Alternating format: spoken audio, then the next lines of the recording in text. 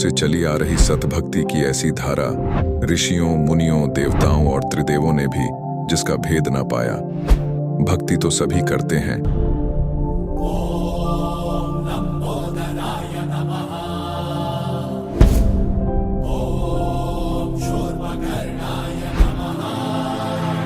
और हरदम यह सोच रहती है कि रहने के लिए आलीशान घर हो, घूमने के लिए बड़े बड़े पार्क हो, खाने पीने के लिए स्वादिष्ट भोजन हो, हम कभी बीमार ना हो, कभी दुखी ना हो और कभी भी ना मरे।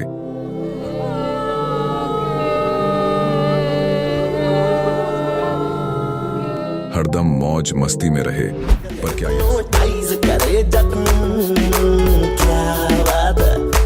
पर क्या यह संभव है?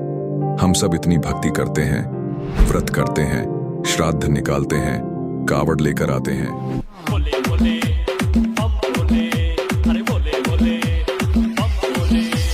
मंदिरों में जाकर मूर्ति पूजा करते हैं,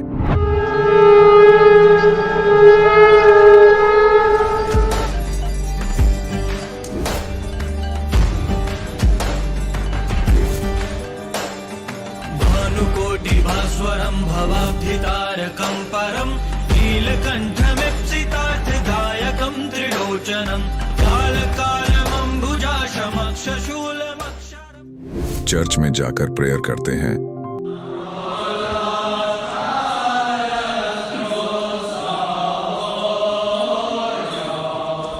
मस्जिद में जाकर नमाज अदा करते हैं,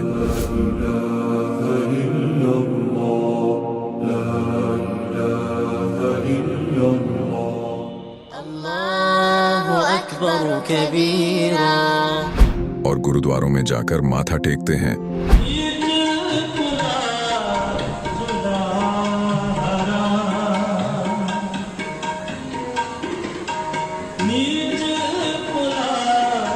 फिर भी दुखी क्यों है? लेकिन क्या आप जानते हैं वो कौन सी भक्ति है? वो भक्ति जिसने मीरा को जहर से बचा लिया, ध्रुव और प्रहलाद की रक्षा की, अंधे को आंखें और बहरे को कान दिए, कोढ़ी को काया दी, दुखियों को सुखी जीवन दिया, मरने वाले को जीवन दान दिया और लाइलाज बीमारियों को दूर किया। जब संत रामपाल जी महाराज जी से दीक्षा ले ली थी, उसके बाद जब उनका कुछ विद इन मंथ कैंसर में राहत मिली। जैसे हम लोग परमात्मा का आदेश आया, हम लोग हॉस्पिटल गए और ऑपरेशन कराया। भगत जी 1 रुपया का भी दवाई माता जी को खाना नहीं पड़ा, और जो डॉक्टर कैंसर है बताते थे, वही डॉक्टर के मुख से हमने ये सुना भगत जी कि ये चमत्कार कैसे हो गया। तो हॉस्पिटल में दिखाया तो कैंसर घोषित कर दिया डॉक्टर ने यहाँ। तो फिर इसके इलाज के लिए घूमे, इलाज भी नहीं हुआ, तो फिर घर पे थक के बैठ गए। कैंसर के लिए जिंदल हॉस्पिटल में रहा, उसके बाद सपड़ा हॉस्पिटल में रहा, उसके बाद जयपुर में दिखाया, उसमें कोई इलाज नहीं हुआ। संत रामपाल जी महाराज जी ने चरणामृत प्रसाद दिया और आशीर्वाद दिया और भक्ति ज्ञान दिया, और उसके बाद मैं तंदुरुस्त हूँ। हर दिन में अपना सब कुछ खाता हूँ, मुझे कोई समस्या नहीं। मेरे को बीमारी ये थी सर कि ब्लड ट्यूब में मेरे को एक प्रकार का पस आ गया था और इन्फेक्शन हो गया था। उस इन्फेक्शन को डॉक्टर लोग वो कह रहे थे कि इसमें आपको ऑपरेशन करना पड़ेगा। आश्रम पहुंचने में परमात्मा का नामदान लिया और जो उन्होंने मुझे उपदेश दिया, उस उपदेश देने के बाद उन्होंने आशीर्वाद दिया। आशीर्वाद देने के बाद तत्क्षण में मेरा ये रोग वहीं के वहीं दर्द बिल्कुल ठीक हो गया। भक्ति सभी करते हैं, लेकिन उपरोक्त लाभ सिर्फ सतभक्ति से ही प्राप्त होते हैं। आज भी सतभक्ति करने वाले हजारों लाखों लोगों को शास्त्र अनुसार भक्ति का अद्भुत अनुभव प्राप्त हो रहा है।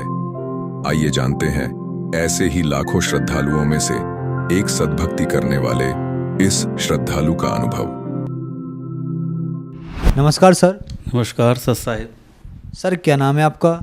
मेरा नाम खेमेंद्र कुमार साहू है। मैं भिलाई छत्तीसगढ़ से जिला दुर्ग का निवासी हूँ। सर संत रामपाल जी महाराज से नाम दीक्षा आपने कब ली? मैंने परम संत सदगुरु तत्वदर्शी रामपाल जी महाराज का नामदान 12 फरवरी 2013 को लिए है। सर संत रामपाल जी महाराज से नाम दीक्षा लेने से पहले क्या आप कोई भक्ति साधना भी करते थे?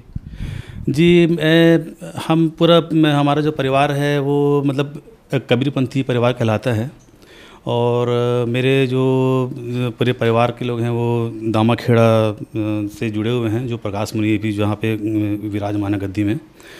और मैं खुद मेरा मतलब कान फुकवाया था, मतलब गुरु बनाया था।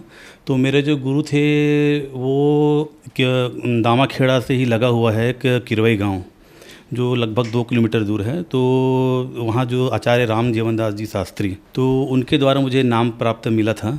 सर जैसे कि आपने बताया आपने बहुत सारे गुरु बनाए, तो फिर आप संत रामपाल जी महाराज की शरण में कैसे आए? संत रामपाल जी महाराज का सत्संग चल रहा था, तो मैं जनरली गाड़ी बाहर पार्क करके चला जाता था। लेकिन उस दिन सत्संग मतलब परमात्मा को एक अपने लीला करनी थी कि ऐसा संयोग था कि मैं उसी टाइम पे पहुंचा और उसी समय संत रामपाल जी महाराज का सत्संग स्टार्ट हो रहा था। और वहीं पे मैं पहुंचा हूं और मेरी दीदी ने बोला कि खेमेंद्र आ जा और देख, तो मतलब एक संत सत्संग बता रहे हैं और बोल रहे हैं कि परमात्मा जो है पूर्ण कबीर साहब हैं। और हम लोग कबीर पंथ में रहते अभी तक किसी भी गुरु के माध्यम से नहीं समझा कि कबीर साहब पूर्ण परमात्मा हैं। तो हमको बहुत अच्छा लगा सर, मतलब बहुत जान के अच्छा लगा कि जिसको पूरी जो कबीर पंथ जो 12 जो पूरे विश्व में 20 करोड़ के आसपास, विश्व मतलब भारत में कबीर पंथी जो है 20 करोड़ के आसपास हैं। और सभी लोग जो है अलग अलग पंथ से हैं और सभी जो है सदगुरु बताते हैं, कोई संत बताते हैं, कोई फ़कीर बताते हैं, लेकिन एक ऐसे ही संत हैं जो कबीर को पूर्ण परमात्मा बता रहे हैं। तो हमें बहुत अच्छा लगा, बहुत आश्चर्य लगा और मुझे उस ज्ञान को सुनने की रुचि हुई। तो इस प्रकार हमें मतलब संत रामपाल जी के द्वारा कबीर मतलब पंथ के बारे में मतलब विस्तार से जानकारी मतलब प्राप्त हुई सर। मैंने और मेरी जो दीदी जी हैं उन्होंने ये पुस्तक मंगवाया, पढ़ने के बाद हमने परमात्मा सदगुरु रामपाल जी महाराज के शरण में आए हैं। सर संत रामपाल जी महाराज की शरण में आने के बाद क्या आपको भी कोई लाभ प्राप्त हुए? सर पहला लाभ तो ये है कि हमारी आर्थिक स्थिति ठीक नहीं थी और परमात्मा के शरण में आने से पहले मेरी नौकरी जा चुकी थी और मैं पेशे से एडवोकेट हूँ सर। मैं तो मैं एडवोकेट का अपना काम करते करते सर मैं लीगल मैनेजर के पोस्ट में था और लीगल मैनेजर के पोस्ट में मैं इंडसइंड बैंक जो एक अच्छी प्राइवेट संस्था की बैंक है उसमें मैं लीगल मैनेजर के पोस्ट में था। और पूरा छत्तीसगढ़ जो रीजन है इसका मैं यहाँ पे हेड था सर मैं। और इसमें करते करते मेरा उठना बैठना जो है बहुत उच्च अधिकारियों के साथ हो गया था, जिसमें मेरे लीगल काम से मुझे सरकारी कर्मचारी और अन्य व्यक्तियों से भी मुलाकात करनी पड़ती थी। तो इसमें क्या हुआ सर कि कुछ मतलब ऐसा घटना घटा मेरे साथ कि मेरे उच्च अधिकारियों के साथ मेरा कुछ बहस हुआ और मेरी नौकरी चली गई। 2011 में मेरी नौकरी चली गई और उसके बाद फिर मैं घर में ही बैठा रहा। और क्योंकि मैं पेशे से वकील हूँ तो दुर्ग अपना जो मेरा नियरेस्ट कोर्ट है वहाँ मैं अपना प्राइवेट प्रैक्टिस के लिए चला गया सर। ऐसा करते करते सर मैं एक और प्राइवेट कंपनी में अपना नौकरी के लिए ट्राई करता रहा और कई कंपनियों में अपना रिज्यूम दिया, लेकिन मेरा हुआ नहीं। लेकिन जैसे ही मैं परमात्मा संत रामपाल जी महाराज के शरण में 2013 में आया हूँ, नेक्स्ट मंथ मुझे जिस कंपनी में मैं जा के मैं रिक्वेस्ट करता था अधिकारियों से कि सर मेरा इतने साल का अनुभव है, 6 साल का अनुभव है सर, मेरे को मतलब एक चांस दीजिए, मैं आपको कंपनी में आपका अच्छा वर्क करूँगा ऐसा करके। लेकिन उनके द्वारा मुझे सिर्फ आश्वासन ही दिया जाता था कि ठीक है अभी तो है नहीं, हम अब करेंगे। और बाकी पोस्ट खाली था सर, मेरे को पूर्ण जानकारी थी कि वहाँ पोस्ट खाली, फिर भी मेरे को वहाँ से एक आश्वासन करके कि आपको ऐसा हो जाएगा करके।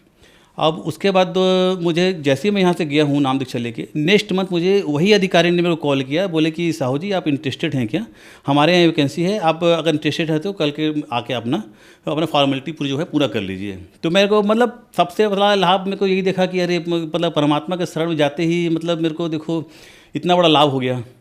ये तो सर आर्थिक लाभ हुआ, शराब पीना चालू कर दिया था, सिगरेट पीना चालू कर दिया था, तंबाकू खाना चालू कर दिया था और मतलब अब ये समझ लीजिए कि राक्षसों की गिनती में चालू हो गई थी। तो जैसे ही मैंने संत रामपाल जी महाराज के नाम प्राप्त करने के लिए बरवाला आश्रम के लिए निकला, सेवाएं जो बसें चल रही थी वो बस खड़ी थी और मैं सोचिए मतलब उस समय भी मेरे जेब में तब भारत छाप तंबाकू जो छत्तीसगढ़ में चलता है, भारत छाप तंबाकू और चूना मेरे जेब में था। लास्ट में जिंद स्टेशन में उतरा हूँ, तंबाकू रगड़ा हूँ, मुँह में डाला हूँ और उसके बाद बस में बैठा हूँ। मैं बस में बैठने के बाद जैसे ही हमने आश्रम देखा तो पता नहीं मेरे अंदर क्या प्रेरणा हुई, मतलब क्या हुआ या परमात्मा को ऐसा क्या मेरे मतलब मति फेरनी थी मेरी।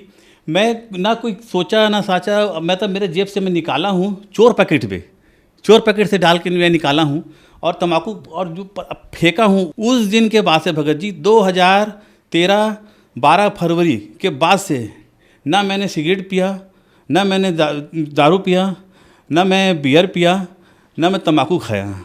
मतलब ये एक बहुत बड़ा चमत्कार। टॉयलेट जा रहा हूँ तो मेरे को तम्बाकू चाहिए, कहीं जा रहा हूँ तो सिगरेट चाहिए, तो इस टाइप का मतलब हरकत हो गया था सर।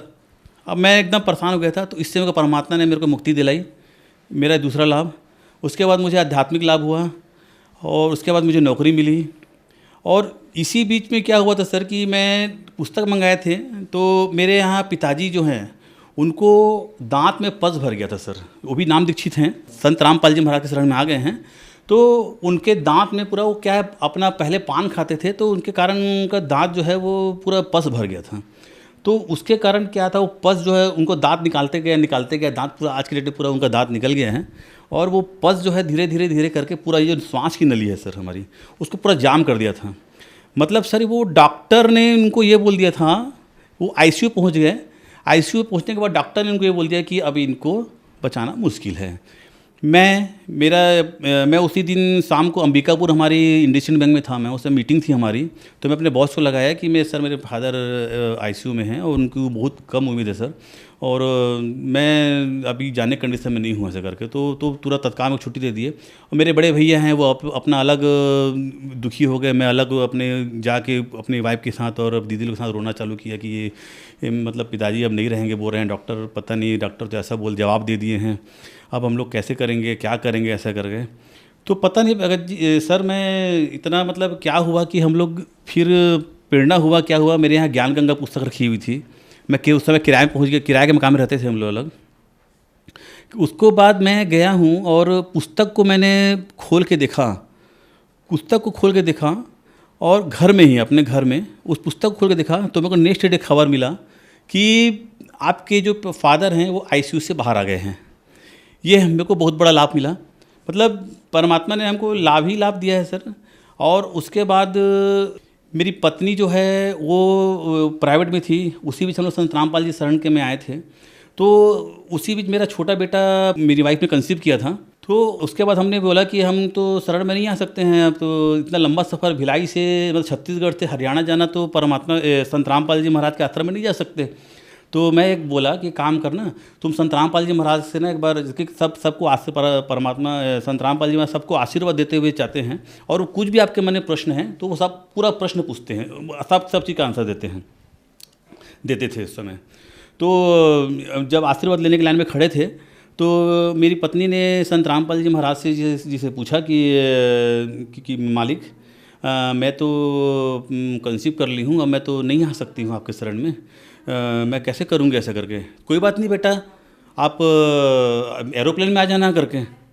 तो मेरी पत्नी एकदम आश्चर्य से बोली कि बंदी छोड़, मतलब हमारे तो अभी कंडीशन ही नहीं है कि हम मतलब ऐसा आएँ, परमात्मा सब दया करेंगे बोले। उनका वो आशीर्वाद हमको आज याद आता है जब मेरी जो पत्नी है वो सेंट्रल गवर्नमेंट एम्प्लॉई एम्स में कार्यरत है, और उन्होंने मतलब 2015 में सर पीएससी फाइट किया था सर छत्तीसगढ़ से। मतलब संत रामपाल जी महाराज के आशीर्वाद से ही उन्होंने पीएससी फाइट किया और एक गवर्नमेंट जॉब में एक असिस्टेंट प्रोफेसर के पद पे अपना रायगढ़ में ये किया। और उसके बाद रायगढ़ से सर हमने क्या बोलते हैं वहाँ से ट्रांसफ़र के लिए बहुत ट्राई किया सर। संत रामपाल जी महाराज से मैं 6 महीने किया, मैं हे परमात्मा, हे बंदी छोड़, मतलब दास इस कुत्ते से क्या गलती हो गया है वो आप समझ रहे हो। और उसके बाद मैंने नाम शुद्धिकरण कराया, और नाम शुद्धिकरण कराने के बाद हमने सब कुछ अपने गुरु जी के ऊपर छोड़ दिया कि अगर आपको हमको अलग रखना है तो आप अलग रखिए, अगर एक करना तो एक कर दीजिए।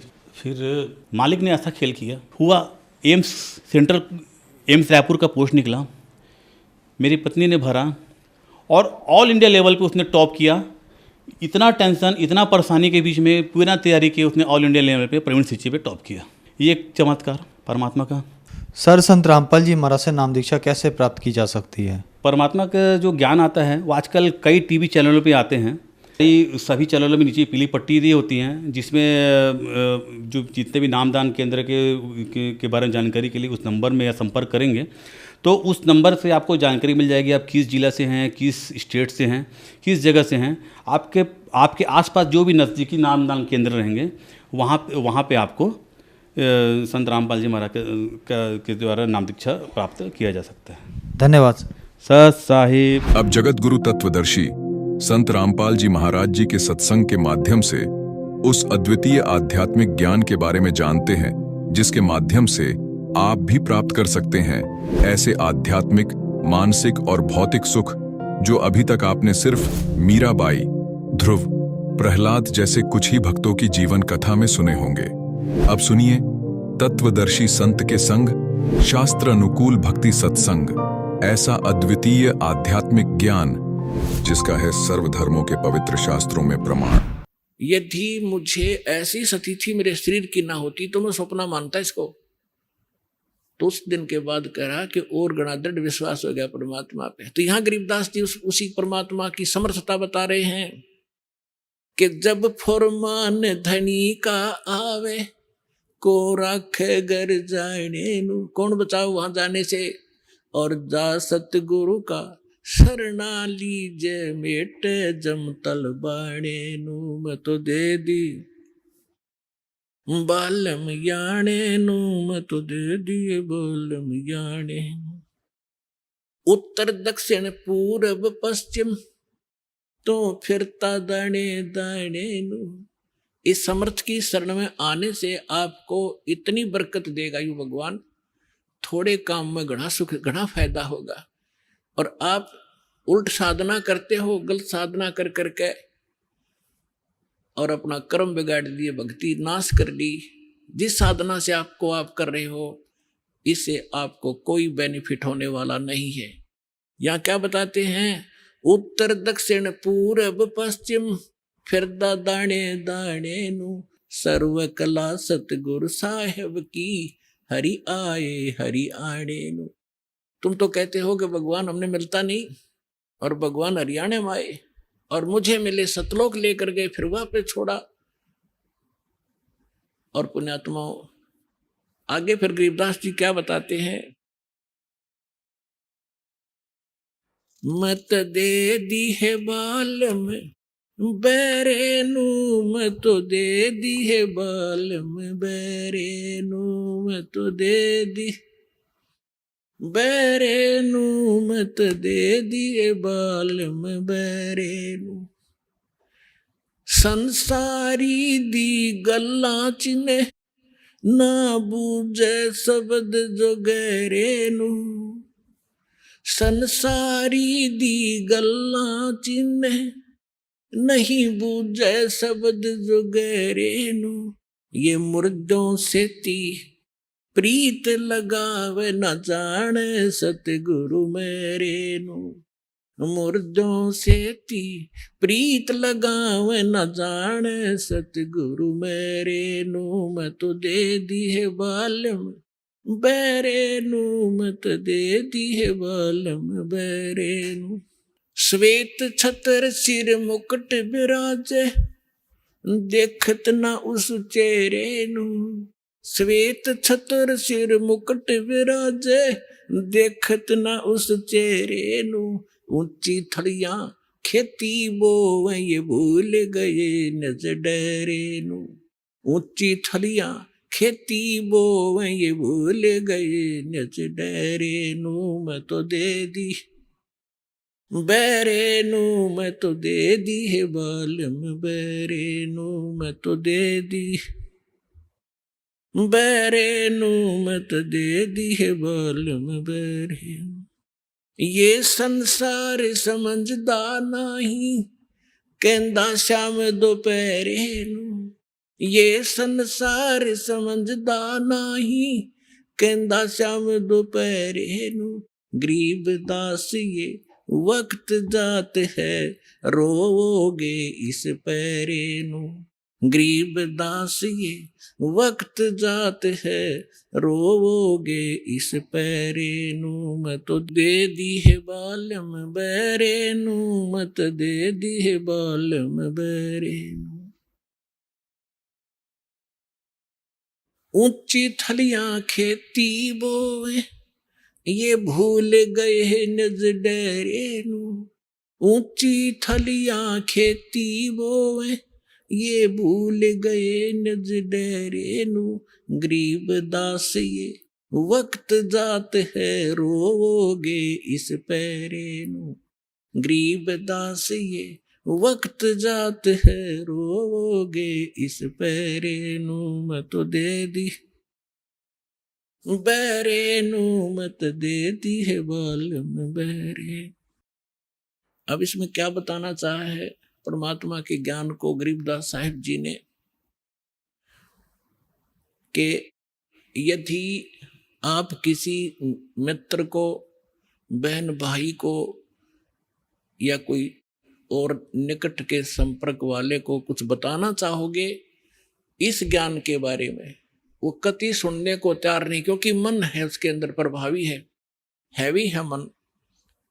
और उसी व्यक्ति को कोई ये कह दे, कहाँ जाते हो भाई, कि मैं जाता हूं अमरनाथ पे, और उसको ये कह दे कि केदारनाथ पर जाने से बहुत लाभ होता है, तो पूछेगा कब जाएगा, मुझे भी ले चलना, नो ऑब्जेक्शन। कोई सोमवार का व्रत रखता है तो उसको कोई ये कह दे कि शुक्रवार का व्रत बड़ा बेनिफिट देता है, अच्छा बता कैसे करना होता है, तुरंत मान जाएगा। तो यहां परमात्मा कहते हैं मैं तो दे दी बालम बैरे नू, और संसारी दी गल्ला चीने, आम आदमी कह दे वो मान ले, और ना बुझ जाए शब्द गहरे नू, इस गहरे ज्ञान को नहीं पूछना चाहता, ना समझना चाहता। तो क्या बताते हैं, संसारी दी गल्ला चीने, नहीं बुझे शब्द जो गहरे नू, ये मुर्दों से ती प्रीत लगावे, न जाने सतगुरु मेरे। अब जैसे प्रत्येक गांव में किसी तालाब के ऊपर या किसी अन्य स्थान पर कोई संत साधक मर गया, मृत्यु को प्राप्त हुआ, उसकी यादगार बना ली, वह माथा टेकन लग गए सारे, पूरा गांव का गांव, इन्हों का हमारे तो दादा लाई पूजा है यार। अरे कोई विवेक तो लो। देखो जैसे ठीक है वो संत अच्छे होंगे जो आज तक पूजे हैं, लेकिन उस समय जो उस जीवित समय में उसके जैसा भी वो संत था, जैसी भी भक्ति साधना थी उसके पास, तो उससे उस समय लाभ तो मिल सकता था जब वो वर्तमान में था। अब तो वैसे उसकी महिमा वैसे ठीक आदर करते रहो, लेकिन मोक्ष कति नहीं, लाभ नहीं मिलेगा। जैसे कोई डॉक्टर है, वैद्य है, और वो बहुत अच्छा वैद्य था और खूब अच्छी दवाई देता था, रोग नाश कर देता था, ठीक है, तो उस समय जो उसके संपर्क में आए तो उनका वो लाभ मिला। उसकी मृत्यु होगी, मृत्यु के बाद उसकी यादगार बना दी, और वहां फिर अब कोई जावे उस वैद्य से ये कहने कि वैद्य जी मेरा मलेरिया हो गया, दवाई बताइयो, वह वैद्य की मूर्ति वह दवा काम नहीं कर सकती जो ओरिजिनल जीवित कराया करता था। तो यह भूल मारा ईब तो ही लाग रही थी, अब मिटेगी। तो क्या कहते हैं, मुर्दों से ती प्रीत लगावे, ना बूझे शब्द जो गहरे नू, मुर्दों से ती प्रीत लगावे, ना जाने सतगुरु मेरे नू, मैं तो दे दी है बालम बैरे नू, मैं तो दे दी है बालम बैरे नू। फिर क्या बताते हैं, श्वेत छतर सिर मुकुट विराजे, निराकार निराकार का ढोल पीट रखा था। कहते उस अरस कुरस पर श्वेत गुम्मट है जहां परमात्मा का डेरा, वहां एक बहुत बड़ा सुंदर महल है परमात्मा का, उस बहुत सुंदर गुम्बज टाइप है, उसके अंदर परमात्मा विराजमान है, सिंहासन के ऊपर सिर पे मुकुट है और ऊपर श्वेत छतर परमात्मा के तना हुआ है। श्वेत छतर सिर मुकुट विराजे, देखत ना उस चेहरे नू, श्वेत छतर सिर मुकुट विराजे, देखत ना उस चेहरे नो, ऊंची थलियां खेती बोवे ये भूल गए निज डेरे नो। ऊंची थलियां खेती बोवे ये भूल गए निज डेरे नो। अब क्या बताना चाहते हैं कि परमात्मा साकार है, मनुष्य सदृश्य है, सभी सदग्रंथों से दास ने प्रमाणित कर दिया आपके समक्ष। और जिन महापुरुषों ने भगवान मिले, सचखंड लेकर गए अपने निज स्थान पर, फिर उनको वापस छोड़ा, उन्होंने अपनी अमृतवाणी में एफिडेविट दे रखा है कौन है भगवान, कहाँ रहता है, कैसी सूरत है और क्या नाम है उसका। तो इन सभी प्रमाणों से आपको सिद्ध हो जाएगा कि कौन है भगवान और कैसी लीला करता है वो मालिक। तो यहाँ क्या बताते हैं कि आप जी जो साधना कर रहे हो, अन्य देवी देवताओं के पूर्ण परमात्मा की भक्ति ना करके किसी भी ब्रह्म की, सरपुरुष की, अक्षर पुरुष की, ब्रह्मा विष्णु महेश की या दुर्गा या निरंजन की, तो ये तो ऐसी साधना है जैसे कोई किसान ऊंचे स्थान पर, थली पर, पहले वर्षा पर आधारित थे सभी मानव समाज, और उस समय गरीबदास जी ने भी किसान थे। गरीबदास जी जाट ग्रुप में, जाट जाति से थे, और अपने वहां के साथी जो किसान थे उनको भी समझाना था। इसलिए बता रहे हैं कि जो मैं भक्ति बता रहा हूं जिस भगवान की, उसकी साधना ना करके आप अन्य जो साधना कर रहे हो ऐसी है जैसे ऊंची थलियों पर, ऊंचे स्थानों पर बीज बो दिया, खेती कर ली, और जब थोड़ी बहुत वर्षा हुई तो वो उस थलियों का पानी एक समतल स्थल पर, डहर बोलते थे उसको, डहर, वहां आकर इकट्ठा हो जाता था, और उस स्थान को, डहर के अंदर पानी, वर्षा भी और आसपास के ऊंचे क्षेत्र का उसी में आ जाता था। और उसमें जब बोई जाती थी फसल, जैसे ऊंची थलियों पर बोई हुई तो वो होती ही नहीं थी, और डहर में बीजा हुआ एक एकड़ में मनमाने 50 मन कनक हो जाती थी, और ऊंची थलियों पर 2 मन की भी नहीं होती थी मुश्किल से। तो क्या बताते हैं गरीबदास साहब जी, एक और एग्जाम्पल बता रहे हैं कि तुम ऊंची थलियां खेती बो भूल गए निज डेरे नु। इस परम पिता परमात्मा सतपुरुष कबीर साहब की भक्ति ना करके आप अन्य देवी देवताओं की भक्ति करके ऐसी लाभ उठा रहे हो जैसे ऊंची थली पर खेती करने वाले किसान को कोई लाभ नहीं होता। और जो डहर में बीज बोता है, प्रयत्न दोनों एक जैसा ही करते हैं, तो उस डहर वाली यानी उपजाऊ जमीन में और समतल जमीन में घना लाभ होता है। तो ये समझाना चाहते हैं कि जो साधना हम बताते हैं वो तो डहर समझो। अब फिर बताते हैं, गोता मारू स्वर्ग में जा बैठू पाताले, गरीबदास ढूंढता फेरूं अपने हीरे मोती लाल। चारों युग में मेरे संत पुकारे और कूक कहा हम हेल रे, हीरे माणिक मोती बरस ये जग चुगता ढेल रे। परमात्मा कबीर जी से प्राप्त ज्ञान को कैसे विश्लेषण कर रहे हैं गरीबदास जी। कहते हैं कि कबीर साहब बता रहे हैं कि चारों युगों में मैं आया, अच्छी आत्माओं को मिला, उनको तत्व ज्ञान और यथार्थ स्थान से परिचित करवाया, सतभक्ति से परिचित कराया, और ये चारों युग में संत पुकारे और कूक कहा हम हेल रे, हीरे माणिक मोती बरसे ये जग चुगता ढेल रे। हम तत्व ज्ञान और यथार्थ साधना रूपी हीरे मोती लालों को बखेर रहे हैं, और आप जी इस ज्ञान से परिचित न होने के कारण इन लाल और हीरे मोतियों को ग्रहण ना करके कंकर पत्थर, आन उपासना रूपी कंकर पत्थर इकट्ठे कर रहे हो, जो तुम्हें बाद में कोई लाभ नहीं देगी। उसी को यहां प्रमाणित कर रहे हैं।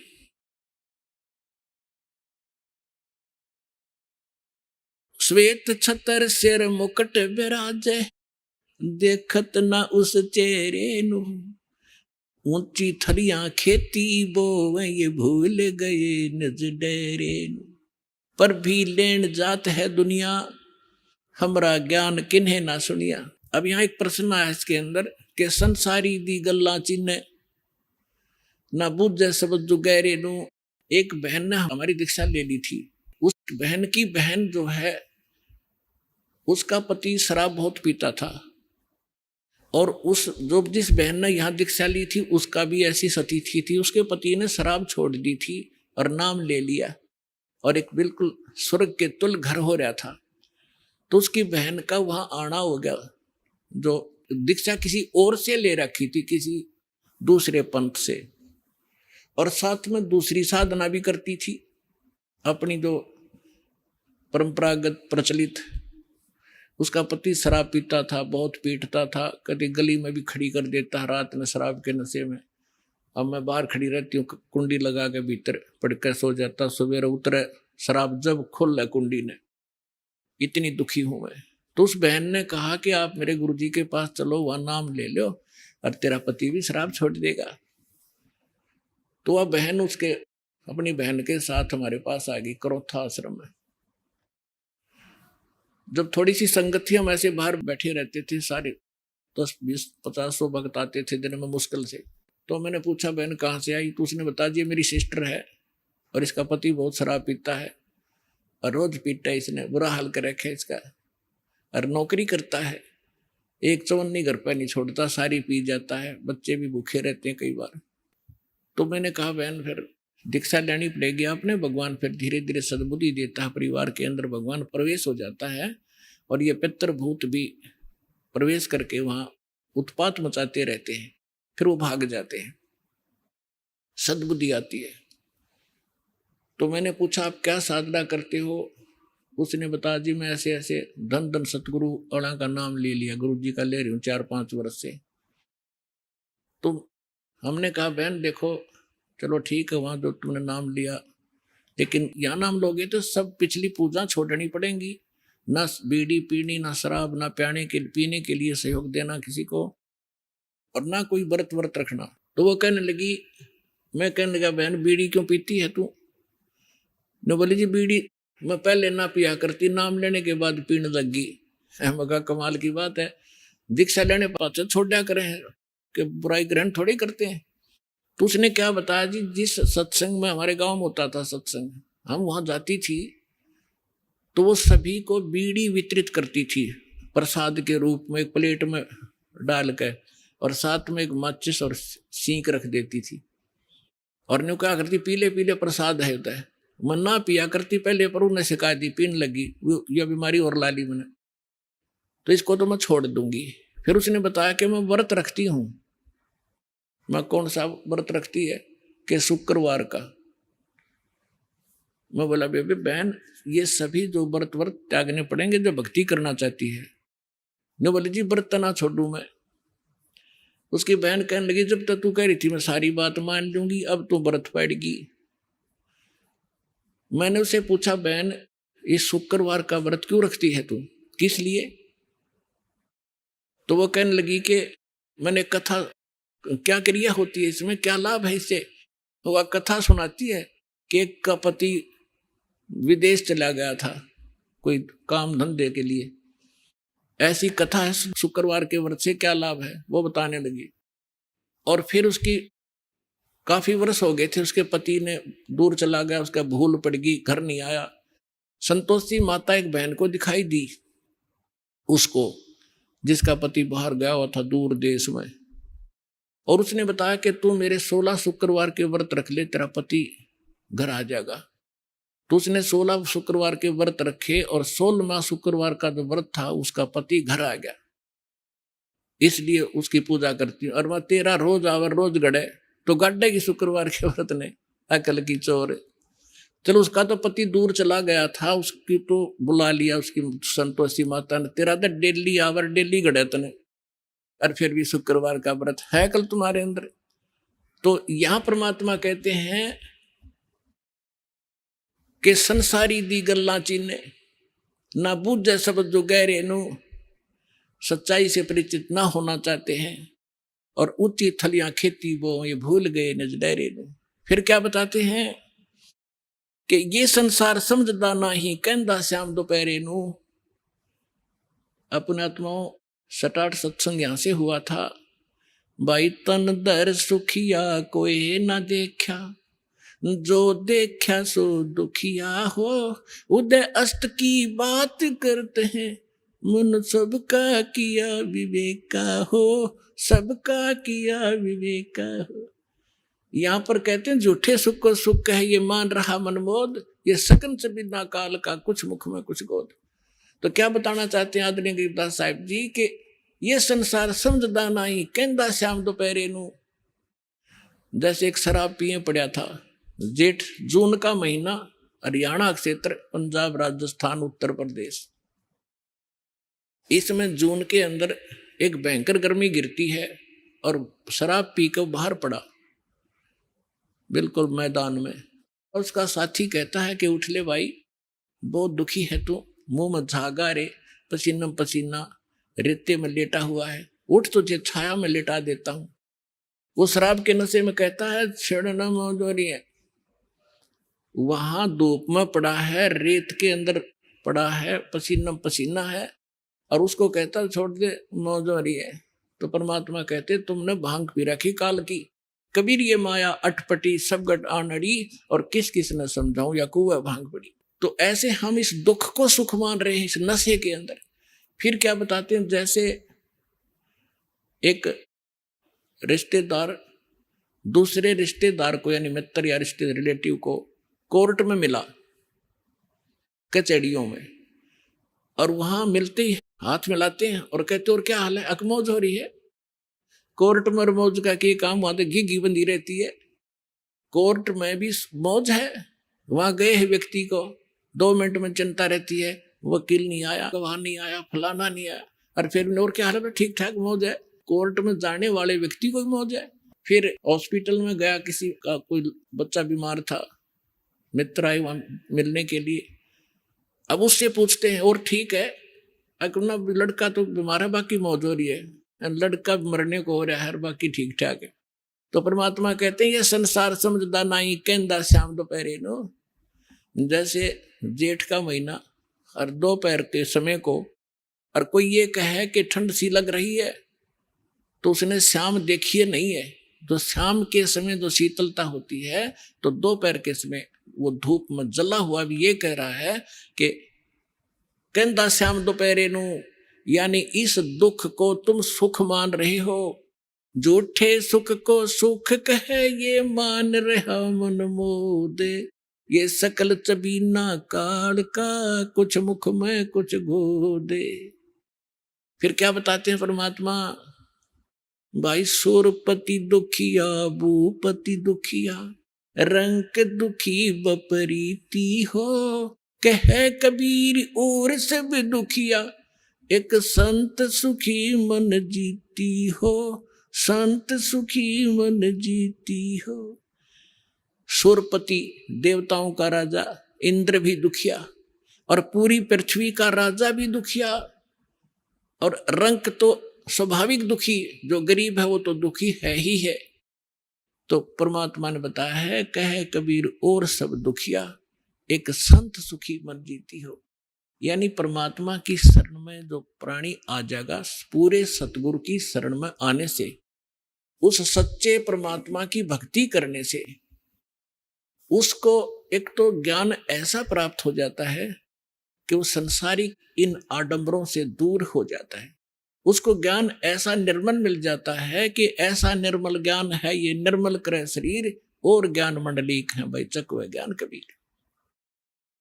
तो उसको ज्ञान ऐसा मिल जाता है कि यहाँ तो पीछा छुड़वाएं पार पड़ेगी, ना कोठी की गणी हो सकता, ना बंगले की, ना ज्यादा यहाँ अटपट चले नहीं, क्योंकि हमारे परमात्मा सारी ब्रह्मांड के पालक, सबके रचनहार, एक झोंपड़ी में टाइम पास करा करते और हाथ से कपड़ा बुनकर निर्वाह करके दिखाया करते थे, जो सबका पालन करने वाले। नहीं तो वो एक वचन से एक बहुत बड़ा महल बना सकते थे, उन्होंने ईंट सीमेंट डालने की जरूरत नहीं थी। वो हमें ये बताना चाहते थे, इस गंदे लोक से निकलना चाहते हो तो यहाँ की बकवाद छोड़नी पड़ेगी, केवल यहाँ से जन्म और मृत्यु का छुटकारा चाहिए आपको, तो ये भक्ति कर लीजिए।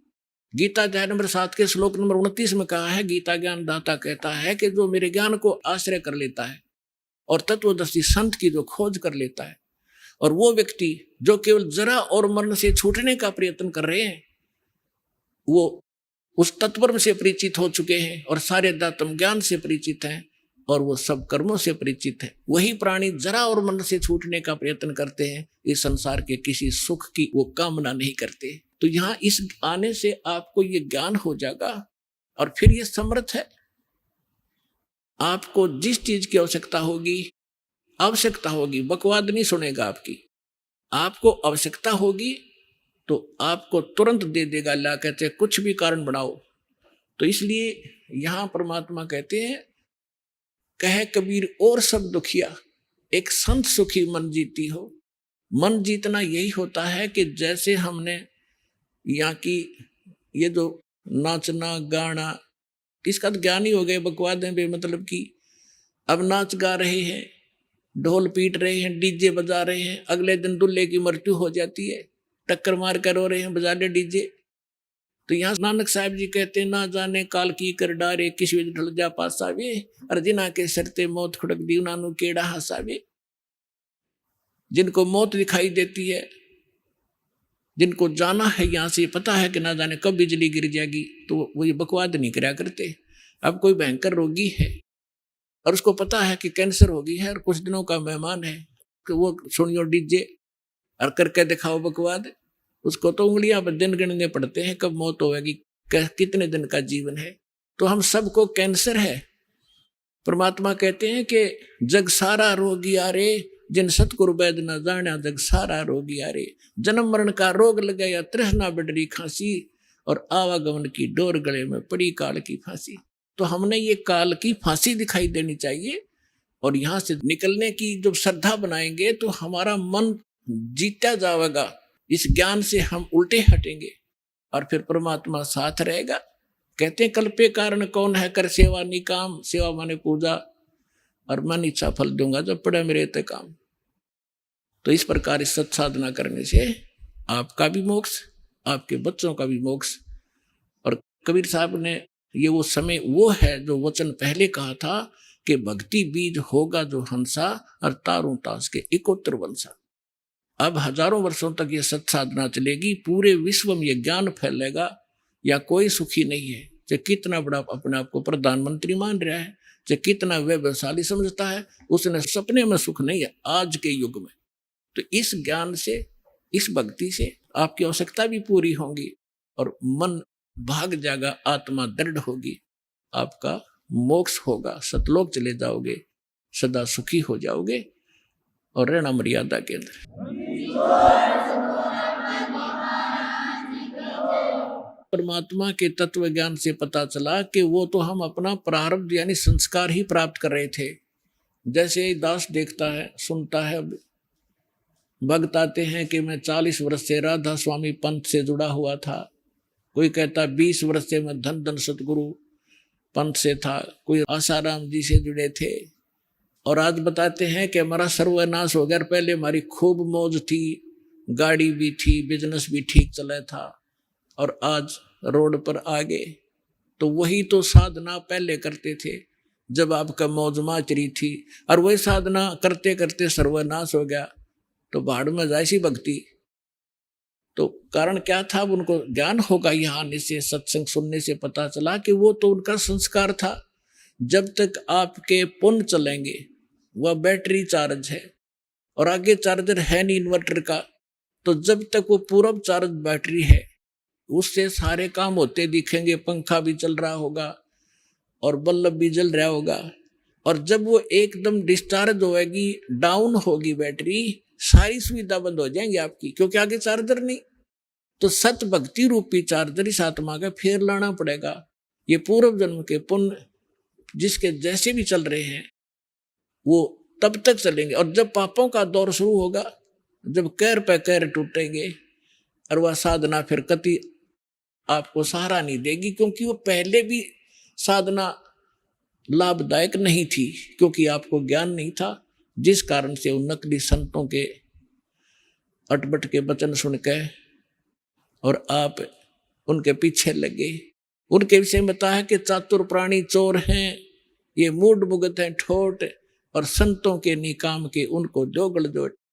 फिर परमात्मा कहते हैं बेखों के लश्कर फिरे, इन पंथों के लश्कर यानी टोड़ के टोड़ बने फिरे हैं, ये बाणी चोर कठोर, और सतुर धाम ना पहुंचेंगे ये 84 के ढोर। परमात्मा कबीर जी की वाणी आप किसी भी संत पंथ से देखिएगा, कबीर से जी की वाणी के बिना उनका सत्संग पूरा नहीं होता। और उन्हें कख नहीं पता कबीर जी बोल क्या रहे हैं, वो कहना क्या चाहते हैं। कहते हैं बेखों के लश्कर फनैया बाणी चोर कठोर, और सतगुरु सतलोक नहीं जावेंगे ये 84 के ठोर। तो पुण्यात्माओं, आपका सौभाग्य, आपको ज्ञान मिला और समाधान मिला। आपका कल्याण और आपके बच्चों का कल्याण निश्चित होगा। ये लिख लेना बेशक कि डायरी के अंदर जो दास वचन बोल रहा है, आपका बेड़ा पार होगा। जो लगे रहे, नियमित रहे।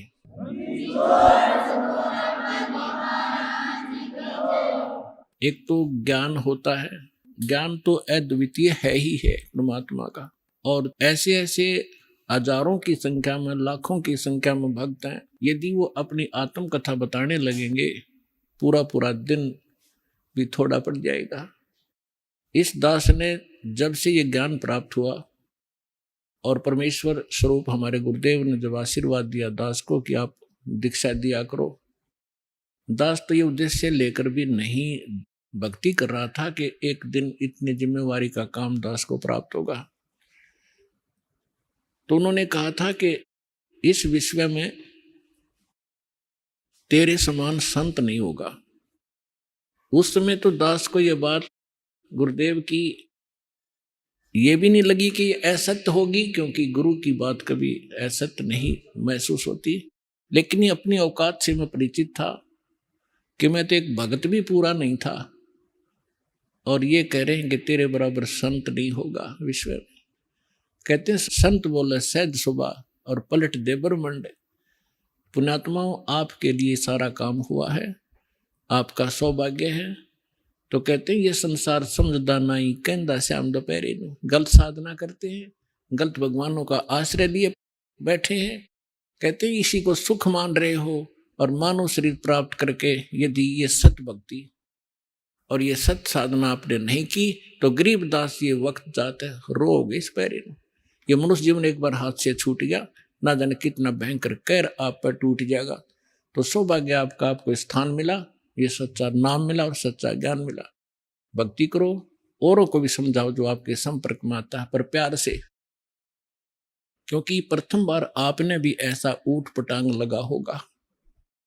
जैसे गोरखनाथ जी से कबीर साहब ने कहा था कि गोरखनाथ में सबका गुरु आ, सबका गुरु हूं मैं, सतगुरु हूं, जगत गुरु हूं।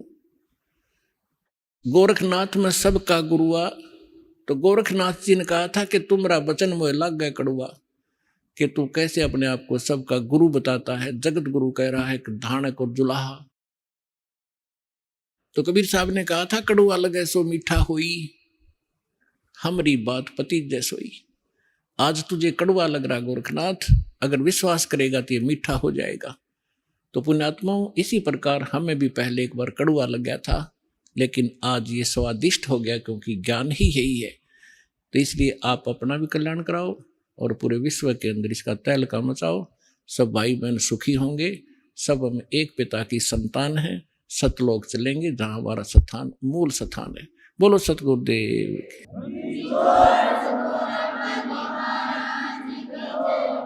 परम पिता परमात्मा पूर्ण ब्रह्म सर्व सृष्टि रचनहार कबीर परमेश्वर जी की असीम रजा से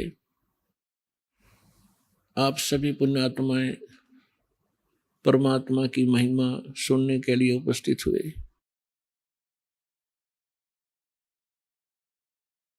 परमेश्वर अपनी जानकारी, अपने विषय में यथार्थ ज्ञान और सारी सृष्टि की रचना की जानकारी स्वयं ही प्रदान करने के लिए इस काल के लोक में सशरीर आते हैं, सशरीर चले जाते हैं। जैसा कि आप जी को बहुत बार सृष्टि रचना में बताया गया है कि आप सभी चींटी से लेकर हाथी तक जितने भी पशु पक्षी जलचर और जितने भी रंग से लेकर राजा मानव शरीरधारी प्राणी हैं, ये सभी उस परमात्मा कबीर जी की आत्मा है। और हमने अपने पैर पे आप कुल्हाड़ी मार रखी है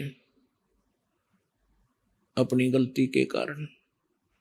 फिर भी कहते हैं बच्चे गलती कर ही देते हैं, माता पिता फिर भी उनके लिए उनके बचाव का भरसक प्रयत्न करते ही रहते हैं, जितना उनका सामर्थ्य होता है।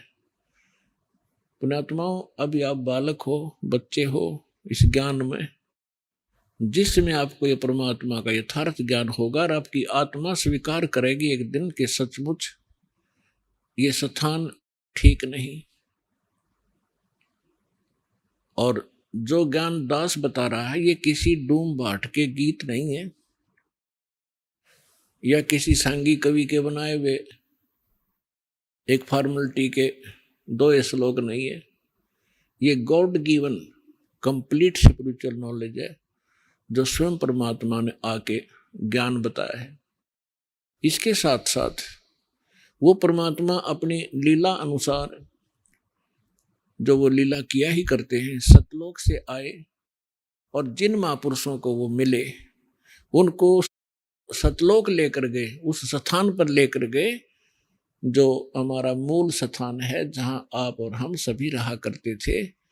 आपका परिवार था, वहां पर सभी सृष्टि ऐसी ही है, ऐसे ही नर और नारी करके वहां सब बच्चे हैं, सारी सुविधाएं हैं, उसी की डुप्लीकेट नकल काल ने यहाँ कर रखी है। अभी आपने सुने जगत गुरु तत्वदर्शी संत रामपाल जी महाराज के मंगलमय सत्संग प्रवचन।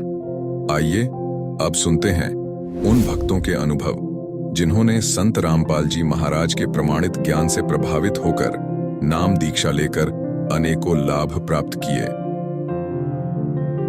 नमस्कार जी। सर जी। क्या नाम है जी आपका? नीतू टोंडे। नीतू जी, आप कहाँ से हैं? मैं गरेबन छुरा से हूँ सर जी। नीतू जी, संत रामपाल जी महाराज से नाम दीक्षा आपने कब ली? मैं 2019 8वां महीना में ली हूँ सर। नीतू जी, कृपया हमारे दर्शकों को बताएं कि आपने क्या क्या भक्ति साधनाएं की हैं अभी तक। ऐसे तो भक्ति कोई विशेष नहीं करती थी सर, फिर भी जितने भी 33 करोड़ देवी देवताएं हैं उतनी का सभी का पूजा करती थी। जैसे क्रिश्चियन धर्म का भी मैं पूजा करती थी और गुरुद्वारा भी जाया करती थी, और हिंदू धर्म में जितने भी देवी देवताएं हैं उसको भी माना करती थी सर। ऐसे कोई भी भगवान नहीं है जिसको मैं नहीं मानती थी। मैं बचपन से 6 स्टैंडर्ड में थी तब से ना मेरे को देवी भी आती थी सर। नीतू जी, जैसे कि आपने बताया कि आप क्रिश्चियन धर्म की भक्ति साधनाएं करती थी और फिर हिंदू धर्म की भी भक्ति साधनाएं आप करती थी, सभी तरह की भक्ति साधनाएं आपने की, तो फिर संत रामपाल जी महाराज जी की शरण में जाने का क्या कारण बना? सर ऐसे तो कुछ मुझे कोई वो नहीं था, फिर भी मेरे हस्बैंड टीवी देखे, संत रामपाल जी महाराज का सत्संग देख रहे थे। उस दौरान उन्होंने पूरे वेद शास्त्रों को खोल खोल कर दिखा रहे थे संत रामपाल जी महाराज जी। तो उस समय मेरे यहाँ पति जी जो हैं उन्होंने देखकर पुस्तक को मंगवाई घर में। उसके बाद 20 से 25 दिन के अंतर्गत में उन्होंने पूरे प्रमाणों को चेक किए हैं, PDF कर करके संत रामपाल जी महाराज से नाम दीक्षा ली है। नीतू जी, संत रामपाल जी महाराज से आपने नाम दीक्षा ली तो आपको क्या लाभ मिले? हमारे भगत जी को ऐसे एलर्जी था जिसमें खट्टा खा भी नहीं सकते थे, ना ही मीठा खा सकते थे, और धूल से भी ऐसे बहुत सारे एलर्जी था, और उनको इतनी सांस लेने में दिक्कत हो जाती जिसमें लेफ्ट नोज में उसका साइनोसाइटिस था, इसको कहते हैं, और उसको मतलब खा भी नहीं पाते थे और ठीक से श्वास नहीं ले पाते थे। उसको इतना ज़्यादा दिक्कत हो जा रही थी जिसमें उसका श्वास रुक भी जाता था। हमें ऐसा लगता था कि कुछ भी हो जाएगा, और मैं बहुत रोने लग जाती थी। उसके बाद हम लोग डॉक्टर से चेकअप करवाएं कि इसको हो क्या रहा है, फिर बताएं कि रिपोर्ट में आया है कि साइनोसाइटिस उसको एक बीमारी है जिसमें से सांस लेने में दिक्कत लगती है और ऑपरेशन भी करवाना पड़ेगा। जैसे रायपुर में हम लोग एम्स हॉस्पिटल में दिखाए हैं, डॉक्टर भट्टर जी को भी दिखाए हैं, रायपुर के ही फेमस डॉक्टर हैं, और BO टंडन सर जी हैं छुरा में, उसको भी दिखाएं। तो उन्होंने बताया कि साइनोसाइटिस एक बीमारी है, ऑपरेशन करवाना पड़ेगा। तो संत रामपाल जी महाराज से जैसे ही नाम दीक्षा लिए 10 से 15 दिन के अंतर्गत मालिक की ऐसी दया हुई, संत रामपाल जी महाराज की ऐसी दया हुई जिसमें से अब पूरी तरीके से मेरे भगत जी ठीक हो गए। मुझे भी माइग्रेन का बीमारी था जिसमें एक साइड से सिर में बहुत ज़्यादा पेन होती थी और रात भर सोती नहीं थी मैं, और इतना दर्द होता था कि मैं रोती भी थी। और संत रामपाल जी महाराज से नाम दीक्षा लेने के बाद मेरा माइग्रेन का जो प्रॉब्लम था वो पूरी तरीके से ठीक हो चुका है। और एक और बताना चाहूँगी सर जी कि मेरी यहाँ मम्मी को कैंसर का बीमारी था, जिसको स्तन कैंसर राइट साइड में हो गया था उनका, और उन्होंने जब चेकअप करवाया तो पता चला उसको 4th स्टैंडर्ड मतलब 4th क्लास का कैंसर हो गया था उनको। संत रामपाल जी महाराज को अरदास लगाए कि मालिक ये बीमारी हो गया है करके, तो मालिक का वहाँ से आदेश आया कि बेटा आप भक्ति करो, मंत्र जाप दिया गया है उसकी जाप करो, ठीक हो जाओगे। तो मालिक की वैसे ही रजा हुई। 1 सप्ताह के अंतर्गत मेरी मम्मी को उसे निजात पा गई। पूरा बिल्कुल आज तक से एक टैबलेट भी उन्होंने नहीं लिया। मेरे यहाँ बड़े वाले वैसे ही मेरे बड़े भैया हैं जो बहुत ज़्यादा नशा करते थे, गांजा पीते थे और नशा की गोलियां भी खाते थे और बहुत सारे मतलब नशा की पूरी आदी हो चुके थे। वो 5 साल से राधा स्वामी पंथ से भी जुड़े थे, भक्ति करते थे और वो ऐसे स्थिति में पहुंच गए थे कि वो नाली में भी पड़े रहते थे। मेरी मम्मी, मेरी भाई बहन, हम लोग सब लोग बहुत ज़्यादा परेशान थे। इस वजह से मतलब ठीक से रह भी नहीं पाती थी मेरी मम्मी। मेरे पापा भी नहीं हैं इस दुनिया में और काफ़ी हम चारों भाई बहन अपने भैया की वजह से बहुत ज़्यादा प्रॉब्लम थे। तो संत रामपाल जी महाराज की सिर्फ नाम दीक्षा लेने से ही मेरे बड़े भैया आज नशा मुक्त हो गए हैं। बिल्कुल कोई भी नशा नहीं करते, वो नशा भी करते हैं कोई दूसरा तो उससे दूर भगते हैं। ऐसी मालिक की रजा हुई, संत रामपाल जी महाराज की रजा हुई। और मेरी बड़ी गुड़िया है जो पहले जब हम लोग नाम दीक्षा नहीं ली थी उसके पहले 2 बार उसको झटका आ गया था जिसमें ब्रेन में मतलब बुखार चढ़ जाता था। तो उस वजह से ना वो एडमिट हो जाती थी झटके से। तो नाम दीक्षा लेने के बाद मेरी गुड़िया को 11:30 बजे रात को एक बार हम लोग अपनी ससुराल गए हुए थे। 11:30 बजे रात को उसको एकदम तेज़ बुखार हुई और उस दौरान हम लोग एक भी टैबलेट वगैरह नहीं पकड़े थे और डॉक्टर से चेकअप करवाए थे, उसका CT स्कैन करवाए थे, MRI करवाए थे। जब हम लोग नाम दीक्षा नहीं लिए थे तब की बात है। तब उन्होंने बताया था कि आप लोगों को 5 साल तक से इसका टैबलेट को रखना पड़ेगा। अगर आपका इसका तेज़ बुखार नहीं आना चाहिए, अगर आएगा इसको तो हमेशा के लिए ये झटके वाली हो जाएगी, मतलब मेंटली प्रॉब्लम हो जाएगा, ये बताए थे। तो हम लोग उस नाम दीक्षा लेने के बाद तो उस टैबलेट को लेना मैं भूल गई और उस टाइम हम लोग अपनी ससुराल में गए थे। 11:30 बजे समथिंग कुछ समय में मेरी बेटी को, बड़ी वाली गुड़िया को फिर से फीवर हो गई और हम लोग के पास कोई ऑप्शन नहीं था, कोई टैबलेट नहीं था। बस संत रामपाल जी महाराज बस को याद किए, उसके दंडवत स्थान पर गए, दंडवत स्थान पर जाके प्रणाम करके मालिक को, संत रामपाल जी महाराज को हम लोग अरदास लाए कि हे मालिक आप ही हो जो हमारी बेटी को बचा सकते हो और तो अब कोई रास्ता नहीं है। ये कहकर हम लोग सिर्फ जब नाम दीक्षा दिया जाता है उस समय बॉटल में चरणामृत दिया जाता है, तो उसमें से थोड़ा सा हम लोग अपनी बड़ी वाली गुड़िया को पिलाए और सिर्फ 1-2 सेकंड के ही अंतर्गत मेरी गुड़िया पूरा पसीना पसीना हो गई। मतलब कहने का मतलब ये है कि फीवर पूरा उतर गया। उसके बाद आज तक से ऐसे झटके के कोई प्रॉब्लम नहीं है मेरी बेटी को, सब ठीक है मालिक की दया से, संत रामपाल जी महाराज की दया से। जैसे कि आपके बताए अनुसार आपको संत रामपाल जी महाराज से नाम दीक्षा लेने के बाद बहुत सारे लाभ मिले, तो जो दर्शक आज आपको टीवी पर देख रहे हैं उनके लिए आप क्या कहना चाहेंगे? हाथ जोड़ के निवेदन करना चाहूँगी कि आप सब पढ़े लिखे समाज हैं। पहले हमारे पूर्वज पढ़े लिखे नहीं थे, तो जो क्रियाएं करनी बोलते थे धर्मगुरु जितने भी हैं वो उसको किया करते थे। लेकिन आज तो हम पढ़े लिखे समाज हैं। आप बिल्कुल अपने धर्म शास्त्रों को खोलिए, जो संत रामपाल जी महाराज एक एक चीज़ को दिखा रहे हैं कि आप ये देखो, अपने ही शास्त्रों को खोल कर देखो कि आप क्या क्रियाएं कर रहे हैं। संत रामपाल जी महाराज से नाम दीक्षा कैसे ली जा सकती है?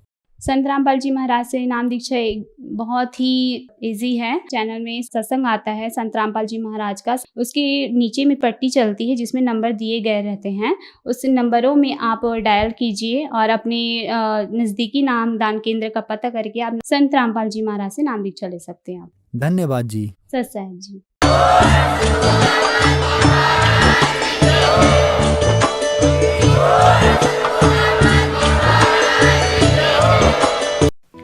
आप सुन रहे थे जगत गुरु तत्वदर्शी संत रामपाल जी महाराज के मंगल प्रवचन। अधिक जानकारी के लिए संपर्क करें।